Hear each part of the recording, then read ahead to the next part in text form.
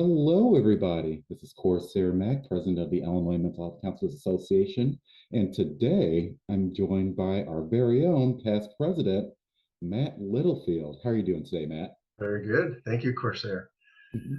Yeah, and again, congratulations on winning your award at the ICA conference. We are very happy, and we know how much work, time, energy, dedication, blood, sweat, tears, and all that fun stuff that you put into IMCA. So thank you very much for all your hard work and your service to us. I appreciate your support and Jessica's support. It's fantastic. It's so cool. I can't wait to bring it to my office tomorrow. Right? Exactly. All right, so let's go ahead and get right into it. All right, so first things first, all your fans want to know, how did you become interested in counseling? Well, I'll tell you, I was after kind of having a sports career for my first part of my life, I started coaching high school football, actually at Lamont High School, not too far from here, in southwest suburbs. And I was coaching, and I saw stuff that I didn't know how to handle beyond just trying to be supportive. So that really struck me. We actually had a kid who one of the coaches wanted to kick off the team, and I tried to bring him back in, and he ended up being one of our better players, and we hung with him. And he had a lot of trouble with anger and frustration, and really a lot of trauma with his home life. And so that was really, really a critical piece. So I decided to get some advice, got some help figuring out what I wanted to do, and then I decided I'd go get my master's in clinical mental health counseling from National Louis University up in Lisle campus. And then so I did 3 years part time, and then worked in a school setting for 1 year in an alternative program, and then I worked in a hospital setting, both inpatient and also outpatient, running groups. And so I got to see everything, which was great. Now, my initial thought was to be a school counselor or a football coach. But then when I did a lot more research and talked to more counselors and more people, I realized that these jobs don't come up very much because school counselors, you don't need those jobs, right? And very few people retire every year, and then they don't build new high schools every day. So it's like I was kind of looking at the numbers and thinking, as much as I'd love to do that, it seemed like I'd have a lot more opportunity to help people and more security when it came to a job, going the clinical mental health route versus the school route. So, so that's really kind of, plus. I mean, we all bring our own life experiences to the table, and it really fuels me to try and be able to be somebody who can help people. In particular, I like to specialize with adolescents and then with people struggling with addiction, because I've seen some of that in my life. And I know when I was a teenager, I had a lot of hard times, but I didn't really have anyone to help. So one of the underlying, senses of purpose and meaning that I have is I get to help people, and I get to be that person that I didn't have. So I love it. I'm so happy with my second career midlife, and I hope to do this into my 70s if I can. That's my goal. Right. That's the goal for all of us. Never stop working and just bringing in the money. It's fun, and Yeah. it's so rewarding to help people, and people are fascinating. Every person that walks in the door, they have an incredible story, and there are some themes that you can see, and you can see patterns, but for the most, people are unique. I mean, I just find it fascinating. So, Yeah, definitely. So then that brings me to my next question. I know you answered this a little bit, but I'm going to add on a little bit more to it. okay. So, what schools did you go to for your undergrad and your graduate degree, and what caused you to pick those schools to do your education at? Okay, thank you. So I actually am not from around here. I grew up in Connecticut. So Mhm. I went to school in Pennsylvania. I went to Gettysburg College in Pennsylvania. So that was Oh, pretty wow. cool from a historical standpoint, and loved my experience. It was great. And then I did sports for 20 years. I was lucky enough to get an internship working in the National Football League with the What? Kansas City Chiefs right out of college. So I was an intern for the Chiefs for 2 years in three different departments. Then I started working for the Rams, the St. Louis Rams, for 3 years, including the Super Bowl. Then I got to work for the Oh, Jacksonville Jaguars for 3 years. And then I got to go work for the Chiefs again for 6 more years. So all in all, I had close to 20 years after college working in the NFL. Got to be a part of winning a Super Bowl team, the greatest show on turf, the 1999 2000 Super Bowl champion Rams. I got to be a part of that.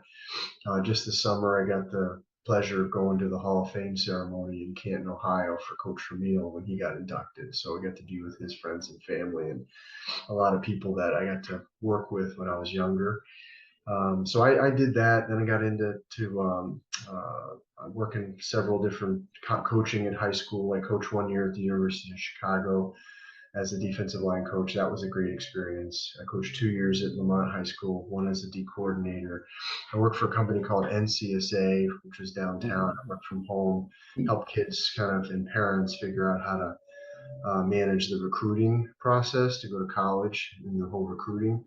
And I worked for West 40, which is an alternative program called Tapestry. And I got to work at East Leiden High School up by O'Hare. I got to work with a really significantly underprivileged, underrepresented group up there. Many people up there were, about I would think 60–70% of Hispanic heritage. There was a lot of struggles with cultural, issues and situations like English being a second language, a lot of fear of deportation and immigration status. There's just a lot I got to learn, and that was really a rewarding, amazing experience. And then I didn't know anything about the profession, so I went around and I visited all of them, in the area. I went to Governors, I went to St. Xavier, I went to Lewis University. I think I went to St. Francis, Benedictine. And then the more I got to gather information, the more I realized how important CACREP was, CACREP, which I know we know, but maybe some of our listeners don't know. It's an accreditation body that's really important because you cannot get a job with the government. So the VA, for example, if you didn't go to a CACREP accredited school. Oh, wow. So because there's a lot of political, and there's a lot of lobbying and politics going on, trying to find a way to standardize the kind of education that we all get as therapists so that it can be standardized, it can be really identify the level of care and a standard for a high level of care, where unfortunately for a long time, there were a lot of programs that are being offered, but many of them were very inferior in quality and very not preparing people.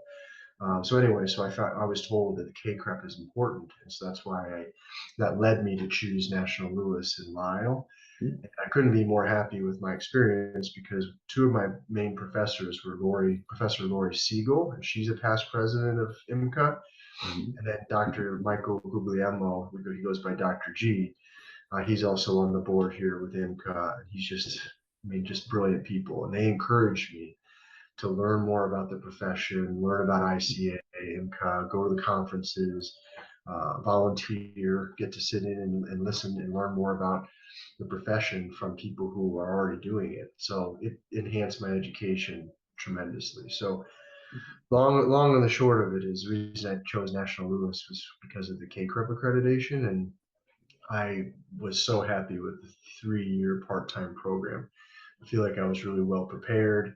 I had an awesome, diverse, wonderful cohort where we basically, I want to say 12 to 13 of us were the same for all 3 years. We got to know each other. We got together after graduating several years. We're due for another one. So I mean, couldn't speak any more highly about National Louis. All right. Wow. Well, you heard it here first, folks. Go to National Louis. Right. I know you went to NIU, so I'm sorry. I know. I'm sure it's great too. Right. Don't worry. Putting all my biases aside, I'm really happy that you had a great experiences at National Louis. Thank you. All right. So speaking of experiences, how long have you been doing therapy for? So starting from today and moving backwards, I've been working for Great Changes Counseling Services in Mokina, Illinois, which is basically at Route 80 and LaGrange, Route 45, down southwest suburbs here for some people who are not familiar with the area. Mm-hmm. So I've been working in private practice for a year, work with an amazing group of people. Donna Welter is our business owner, and she's just terrific. Prior to that, I worked almost 3 full years at Linden Oaks, and I got to work as a clinical therapist, I specialize mainly with the adolescent population, also with the substance use disorder population. So that was a wonderful experience. Got to work both in Mokina at the location here. Also got sent to Naperville quite a bit during the COVID year of 2020. I probably spent 5 months up in Naperville, driving up there to go to their location there. Mhm. So wonderful experience. Met a ton of people. Learned a lot from a lot of experts. Prior to that, I worked briefly at Silver Oaks, helping to cover for some of my colleagues there. Um, Most people I met and where I really learned a lot was when I went to Silver Cross before Silver Oaks was even in existence. Silver Cross had a 20-bed inpatient unit, Mhm. which was for 18 and over. So I worked for several years, 2.5 years there inpatient, learned a lot working with people who were really struggling and needed to be hospitalized and inpatient. And then I also worked with the outpatient group, helping to run groups for addiction, the IOP, so dual diagnosis, so both mental health and addiction. So we would do an IOP from, gosh, I think it was 6 to 8:30 or 6:30 to 8:30 every day of the week. That was great. I got to work many of those times. So I interned there and I also got hired and was working there. So when Silver Oaks did open and they stopped Silver Cross's unit and reconfigured that to be a bunch of heart surgery, which is a lot more lucrative and good for the community too. I only helped out at Silver Oaks for a little bit before when they first started, and then decided it was too much. I was trying to do a full-time job at Linden Oaks, and then trying to help out some friends and cover once in a while, like on a Friday night for some friends. But it was just got too much after about a year. So, Mhm. and then I mentioned that high school program I worked at called Tapestry up at East Leiden. So that was my school experience, and then the rest was hospital experience. So it's been total about, I mean, from when I started school, I was in 2015. So yeah, I guess it's been close to 7 years now. All right, definitely.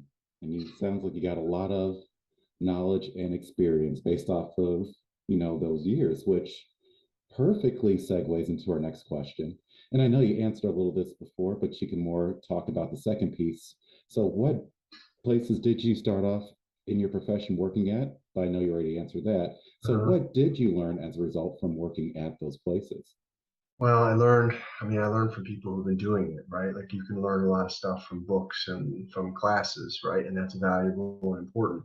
But I learned from some incredible people. Like my supervisor was a guy by the name of Eric Brown, Mhm. but when he was at Silver Cross, and he now works not too far away in private practice at Spectrum Behavioral Health. He's just probably one of the smartest guys I've ever been around.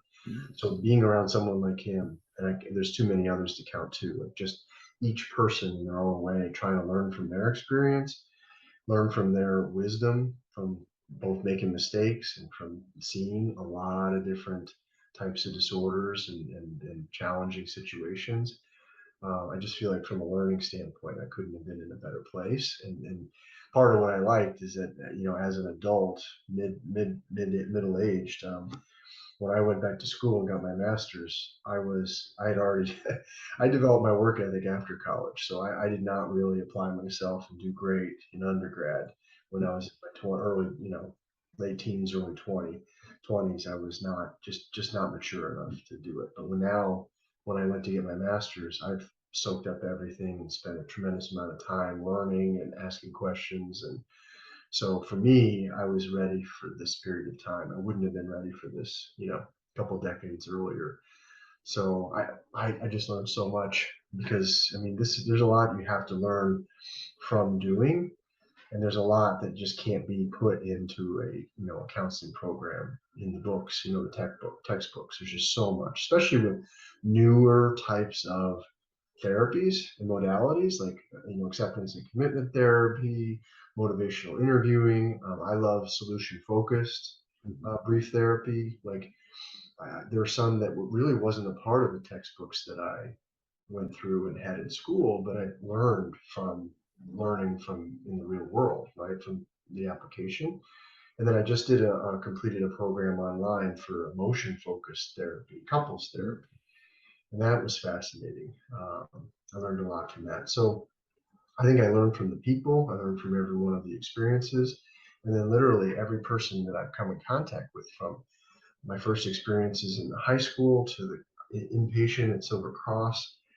I remember, what I learned from, and that's one of the, I think, tricks of this, right? Is that the more you do this, the more you realize sometimes, if not most of the time, we're learning just as much from them as they're learning from us. Yeah. It's incredible, like in terms of the amount of hope that I have, because I've seen such incredible change from people who are, and some of the strongest people I've ever been around in my life. And I've been around NFL football players who might be physically strong, but I see some people who have been dealt trauma and some really significant Mhm. obstacles and overcame them. I mean, it just, from there's just so many examples, of people who've been hurt, or even people who have hurt others, either like a DUI and ending someone's life, or hurting someone when they're completely drunk and blacked out. So I love it. I mean, every day is new. There's so much more to work on with people. And what's really fun is, and now in my role in private practice, is seeing someone from when met them to seeing them when you're done with them, or you're on, an as needed basis, because they're doing so well, because they were ready to change, and they made all the changes, right? Like we get like a front row seat to a bunch of change. We might guide, advise, encourage, but at the end of the day, they decide what they do and they don't do. They can come sit there with us and pretend to be that they want to change and not change, and that's Yeah. up to them. Mhm. So I find it, I mean, just so challenging, so much fun, so rewarding personally, that, I've been lucky to do a lot of things in life, but Mhm. this is just every day's wonderful. And I look forward to going to work, like literally meeting new people, meeting some of the same people I've been working with for a time, to just see how they're doing. Mhm. Um, so I hopefully that answers the question. Oh yeah, I yeah, feel like definitely did. I Right? Very captivating stuff. And that again perfectly segues into the next question. Because a lot of people don't realize, Matt, you are a very tactful person. You take a look at the entire picture. So when you landed at Great Changes Counseling Services, that tells me that there was something about that place that beat every other place that said this is the best place to work at. So Yeah, what led you, or yeah, basically what yeah. led you to work there at Great Changes Counseling Services? Well, this is one of the most exciting. This is one of the questions I was most excited to answer. So, Mhm. back when I was trying to figure out what I wanted to do, Mhm. I cold called. I just left a message at Great Changes at the main number and said, you know what? You probably won't have time for this, but I just want to call and pick your brain about possibly going to grad school, possibly becoming a therapist. I'm just not sure. Donna Welter, who is our boss, she called me back. This is like Oh, 8 years ago now, and spent a bunch of time with me, giving me information, encouraging me, telling me about, K crab, telling me about other things I should be thinking about. mhm. And that just blew me away. Then in my program, once I chose National Lewis, we had one of our classes towards the end of my time was bringing in experts. It's because she had earlier in her career had some very specialized experience working with, like, I think they were adolescent or young adult sex Mm. offenders. So Oh yeah. she, own time, own dime, because it's volunteer, she came and spoke to our class. And she brought handouts. She spent like an hour like teaching us and then answering questions. Couldn't have been more gracious and just brilliant and also kind.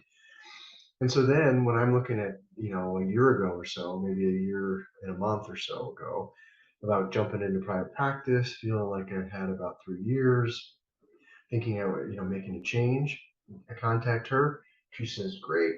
Here's all the information. If you're interested, please check out other places. Mhm. And here's where we are. Love to have you."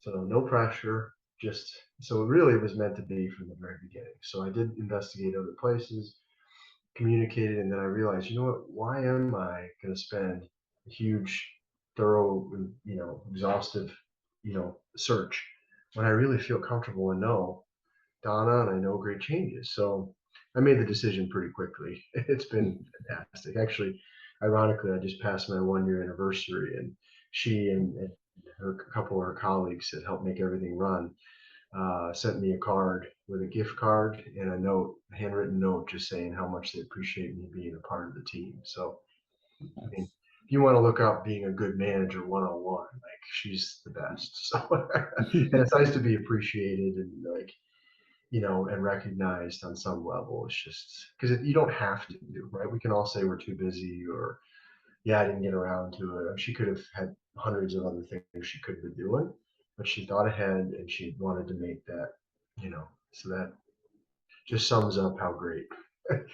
That's how great. That's why I chose Great Changes and why I'm so happy to still be there. Actually, I just recommended one of my former colleagues to work there, and she just got hired a few days oh, ago. yeah, So nice. I just found out 2 days yesterday, so I'm excited.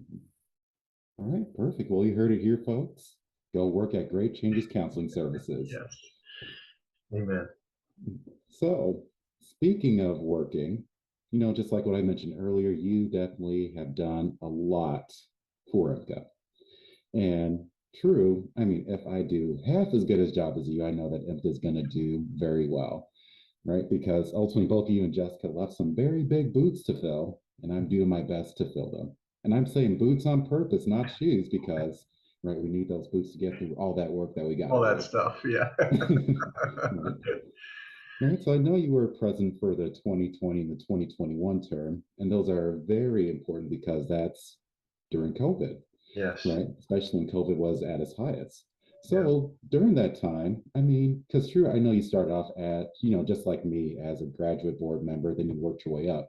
But what led you to want to run for IMCA president, or what was the deciding factor that caused you to run for IMCA president? Well, I think once I was a volunteer, then I was the grad student representative, and that's a 1 year term. Then I was secretary. So I got to take the notes and like, obviously I've gone to all the meetings. I went to all the meetings. It was just too perfect an opportunity. Like I wanted to lead. I wanted, and there, what's wonderful is that the powers that be, or the people who've been around for a while, are pretty active in trying to, get new people to be invested and are open to new ideas. So, again, unfortunately for Professor Siegel, Lori Siegel, she was the president before me. So she was 2019 to 2020. For her last half of her term was kind of disrupted by COVID. We were affected. We didn't have, I don't, at that point, we didn't have anything. I think we had to cancel our, I believe we had to cancel our conference that year. Mhm. And then, we tried to push it, and then eventually we had to cancel it, I think, just because of COVID was so bad. And then, so even my year, I think we may have done something totally virtual in the spring of 2021. But I mean, it just wasn't the same. So it was so nice seeing you at the ICA conference yesterday or no, Friday, because like that was one of the great things. Like 2 times a year or once a year, you could get together with people, professional colleagues and mentors and people and talk about our profession and learn more about what's happening and where we need to work harder, where we need to find a way to advocate, getting new information, going to the conference and sitting in with on breakout sessions and getting not only the CEUs, but also learning from people who spent a lot of time to prepare to run these sessions. So um, yeah, we did get disrupted a little bit, and it was fun. And I knew, especially because of how challenging the times were, that's when I reached out to Jessica and we started to work together because, as you know, our terms are only 1 year. Mhm. And I tell you, I didn't. I wish I knew then what I know now about how everything operates and about how, because there's so many things I would have done differently. Like Jessica, is just terrific and so detail oriented. She was meeting with office staff like every week or talking on the phone. She was reaching out and having individual meetings with all the board members like you're doing with video now. Mhm. I mean, there's just so much that's just gotten so much better. But I think it was really incredible for me to have her support as president-elect because I was thinking, well, I have all these ideas, but I mean, how much, like, how good is that for the organization if I throw out a bunch of different ideas and we change a bunch of stuff, and the next year, we're changing things because there's a new president, and then the next year we're changing things.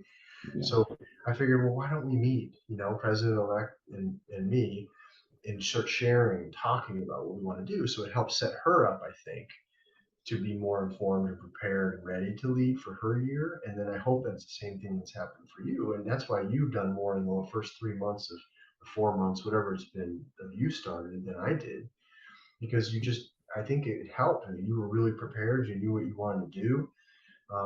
And again, obviously we're not in COVID right now, and it is a renewal year, so that helps. But I just think it's something hopefully that carries on. That we really, especially the role of president, continue and have regular communication with the past president and the president-elect. Um, Mhm. and honestly, also there was an element of kind of wishing and hoping there was someday a 2-year term, because by your second year you really have already been through it. Like, it would be really, I don't know, it might be really cool if that were ever something we did. But anyway, I loved it, and I'm trying to figure out what I'm going to do next, because as part of our bylaws, even you have to rotate off the board. You're not allowed to be on the board after 3 years. So next year, Mhm. or 2022 to 2020, no, yeah, 2023 to 2024, I'm not able to be on the board. So I need to figure something else out, because I need to be busy. I need to be involved somehow. So Mhm. Oh, don't worry. Like I mentioned at the meeting, I will be happy to put you to work. I love Don't worry about that. it. Yes. And then also, even with that being said, I almost rotated off the board because I think last year was my last year of my second 3-year term, because I Hmm. did mine from 2014 to 2017. Uh-huh. I was off for 1 year. The Nadia brought me back on to Uh-huh. help with the newsletter. Yeah. And then after that, I was a member at large. And I think, yeah, this would have been my final year if I didn't win the presidency.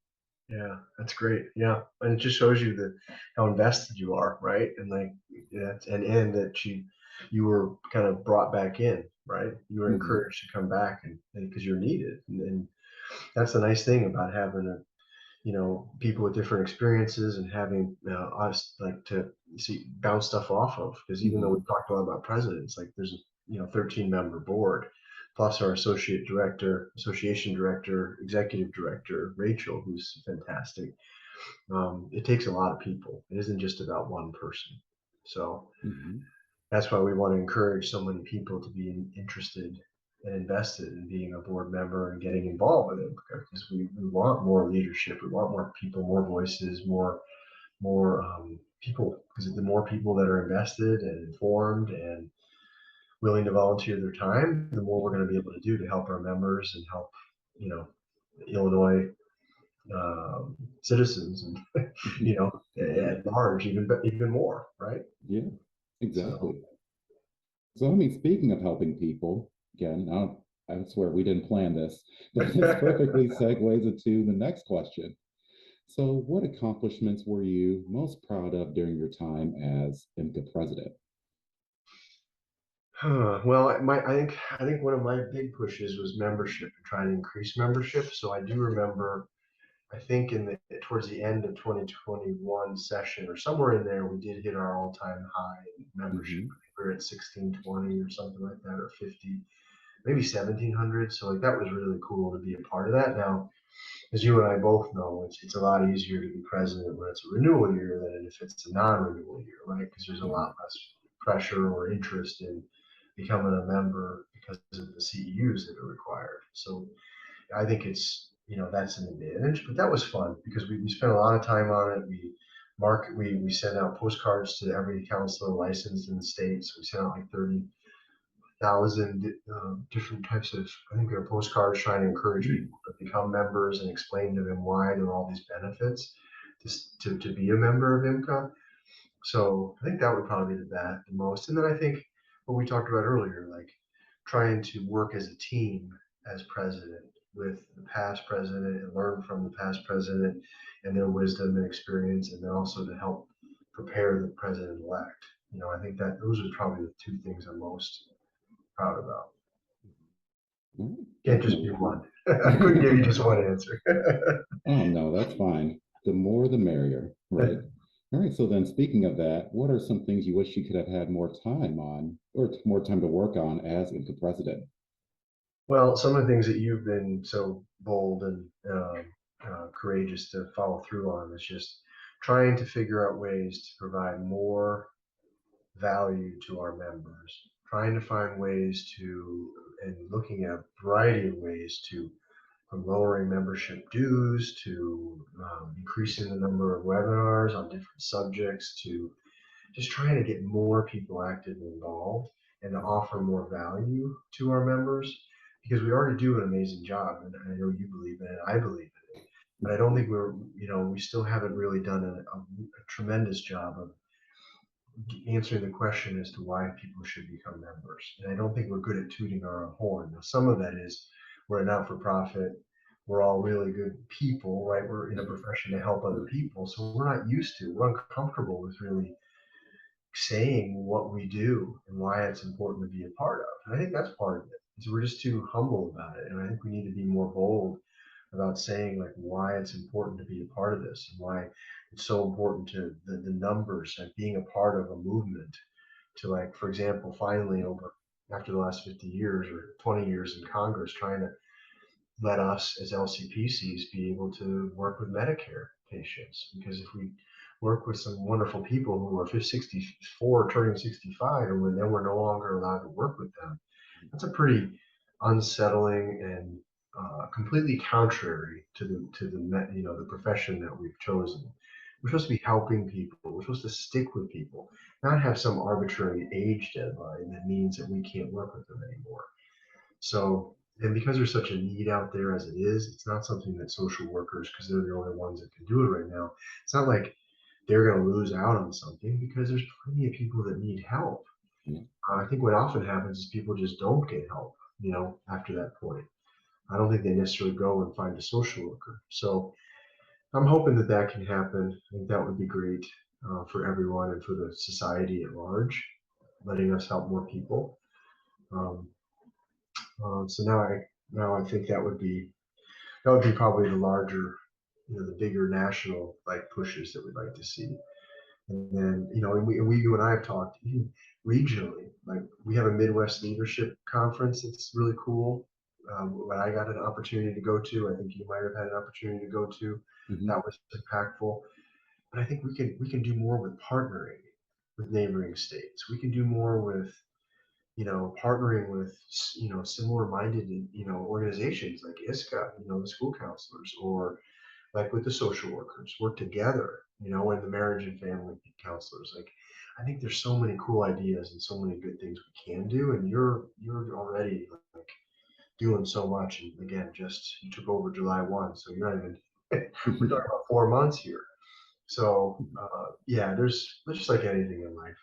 After you've done something, you look back and say, "Gosh, there's so many things I could have done differently." Um, and so who knows? Maybe there'll be another opportunity down the road. Yeah.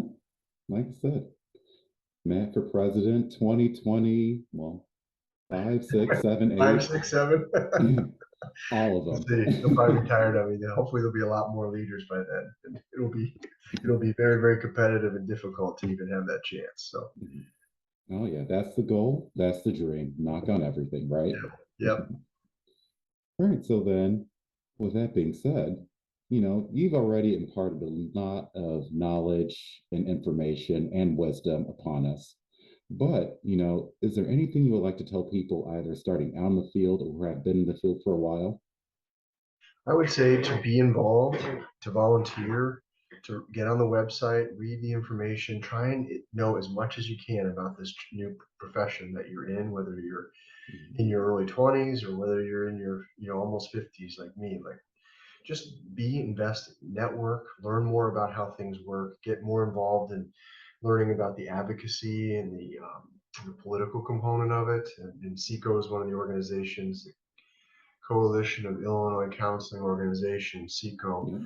that Dan Stacy heads up, and we have a what do you call it, a lobbyist in Springfield to help with just getting an understanding of what would help us in the profession, not just make money, but help more people. What are some things that we could do? Like, reciprocation. So if I'm licensed in Illinois and I don't have any kind of like you know legal jeopardy of some kind or problems, I moved to Indiana, like that them to be able to recognize that and allow me to be fully licensed in their states. They're not being this all this paperwork. I think that's a huge thing to understand. This is a big deal we have to lobby for, and we have to be aware of, and we have to talk to our congressmen and women and senators, because think about the kind of like someone who's in, say, for example, a military household, and one of them is a therapist, and one of them is in the military, and they have to move, and not by choice. Mm. Well, if you have to go through all this paperwork, if you have to move every 2 years to a new state, like, that's just such an unfair burden on people. When we're in a profession to help people, it should be a lot more standardized and normalized over the nation, like it is for nursing. Like if you're a nurse, I think you're a nurse in any state. So Yeah. anyway, I think that's the model that we're eventually going to get there. It's just, boy, it takes so long. Mhm. So I think those would be the main things: just to learn as much as you can, meet as many people as you can, because then the more informed you are, the better counselor you can be. And I mean, I think the one danger people have is, especially as we get older, is like, I got everything. Like I figured it all out. I don't need to get the CEUs. I don't need to go to the conference. I don't need to learn more. I know what I do. I know what I like. I know my style. I don't need to learn anything new. Like that's a really dangerous position to be in, and one that I would reject, and tell people to be cautioned from, because Mm. you should be just continually learning more. I mean, you can sign up for have emails. I get emails every day or a couple times a week from the Journal of American Medicine or the APA or some of these other journal publications. You can sign up to have them automatically email you all the newest literature, the newest studies, like, Mm. and you can do that, and you can just keep that fire burning for learning new things and learning new ideas. And so maybe that's one of the You're talking about how people could email all these different places to send oh them free literature. yeah, JAMA, JAMA network. I get it like 2 times a week. When it comes to substance use, you can get website NIDA, SAMHSA, what's the ASAM, American Society of Addiction Medicine. I Mhm. get any articles, any journals that are published, they send right to me, and it's free. So sign up, gather as much information as you can, and don't ever feel like you have it all figured out. Like lifelong learners, just keep learning. There's new information to learn all the time. Yeah, definitely. So then, speaking of being a lifelong learner, well, basically not you learning, but me learning in this aspect. So then, is there anything else that you would like to say that I haven't had a chance to ask you?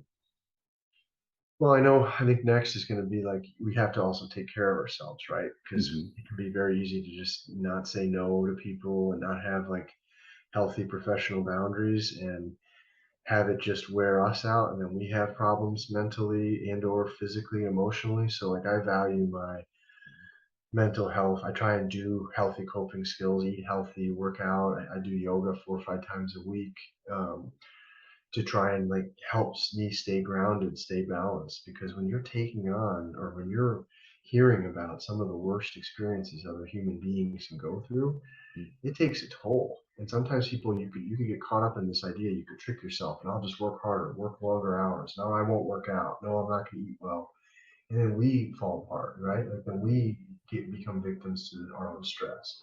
So I think I've made a real commitment to staying physically active, eating well, spending time, as much time as I can with family. I help coach uh, baseball and basketball, for my son and for others in the area, and that's something I it takes extra time. It's volunteering, but I do it because I want to spend time and give back, and it also fills up my bucket, so to speak. It makes me happy to be able to be around kids and to help coach and have some balance within the course of the week. Because if it's heavy all the time, and if I'm not eating right, I'm not sleeping, I'm not taking care of myself, not only will I suffer, but then actually I think it'll make it harder for me to be a good therapist. So, sometimes it could even break out our Yeah. patients who they don't need any more trouble. Like they come in, they have somebody who's well grounded and safe and caring, right? So I would suggest I would suggest we've got to take care of ourselves. It's important. All right, definitely. You heard it here first. Take care of yourself and sign up for all those articles. Self-care is not selfish. Right, exactly. I love that. Self-care is not selfish. Mhm. I'm going to patent that. But I know one of the things you mentioned, and one of the new things that I learned about you over when we were at the conference is that you do yoga. So Mhm. I know you mentioned you do it 4 to 5 times a week. So what led you to do yoga, as well as what are your most favorite and your least favorite positions? Well, I probably won't talk about positions, but basically, I used to like to run to stay in shape and work out, and then just my knees are no longer good enough to run, so I had to figure out something else. It was kind of life forced me to, and Mm, then I finally kind of reluctantly and kind of scared, gave yoga a try, and it's been just a lifesaver for the last, I would say 11, 12 years now. I've probably done it, and it's just been so incredible mentally, emotionally, physically, strength, balance, body control, lowering heart rate. I think there's some benefits like with martial arts where you can really, the breathing that you do, yeah. the meditation, the mindfulness. Like I just couldn't, kind of expand on it more because it's just fantastic. And I used to go to Lifetime. Lifetime has a fantastic yoga program with classes all the time. And then now I go to a place called Heart, which is associated with a chiropractor office, and it's in Frankfurt. But Mhm. they just couldn't be any better. Just highly recommend. All right, definitely. Now, like I said, I tried yoga once. I couldn't do it. I just don't have the balance for it. I always Well, fall over each time. it's called a practice. So you're supposed to go. It's not the competitive component or comparison component. It's just going, Mhm. and it's you do what you can, and you do it long enough, and you're there. Even if you went, often teachers have said, even if you go there and lay on your mat for the hour, you're still there for yoga, and you're fine. There's no judgment. Right. Oh man, now this was back also with like Sean T when he was doing his insanity. There was one day where it's just pure yoga. Wow. It killed me. I couldn't Hmm. do it. No, it's hard. And actually, some of the hardest things are when you have to hold a pose and stay there for 5 minutes in the same pose because your brain is saying, get out of there, get out of here. So it actually gives us a great opportunity to use some of the skills we teach our clients, like, hey, negative thoughts, or like, hey, I'm uncomfortable. I want to run. I want to avoid this feeling. But it Yeah. makes you have to sit with it and you have to work through it and you have to prove, which is great, you prove to yourself that you're a lot stronger than you think. Mhm. Well, you heard it here first, folks. Yoga therapy coming to a city near you. Well, there you And go. that is something that is actually becoming more popular, combining yoga and therapy. So there's some physical body movement and the Mhm. mental component of therapy at the same time. Yeah, definitely. Well, when you become rich off of your yoga therapy idea, don't forget about me. Right? Yeah, I don't think I'll be doing a teacher anytime soon, but we'll see. Good. Okay, that's fair. All right, so the last, but definitely the most important question, where can people find you? So I'm not real big on social media for a variety of reasons, but I know it's here to stay and there's a lot of value and wonderful nature of it. I am Mhm. really only on LinkedIn and then, through the Great Changes website. So I really don't have, Twitter and Snapchat and Instagram, any of that stuff. Mhm. Unfortunately, I'm an old guy. That's no problem. All right, everybody heard it first. Look up Matt Littlefield on LinkedIn. Right. Thank you. At least I have one thing, right? Hmm. Hey, one thing's better than no thing, so I'll take it, right? All right, perfect. All right, so other than that, that is about it for our interview. I know you said some very interesting stuff, so we definitely have to do a part two to this as Okay. well to get and pick more of your brain and things like that.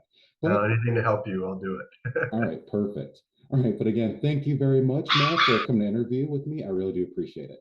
All right. Thanks, Corsair. All right, everybody, that's it for this interview. This is Coresair Mack, President of the Illinois Mental Health Counselors Association, and I'll catch you guys at the next one. Take care.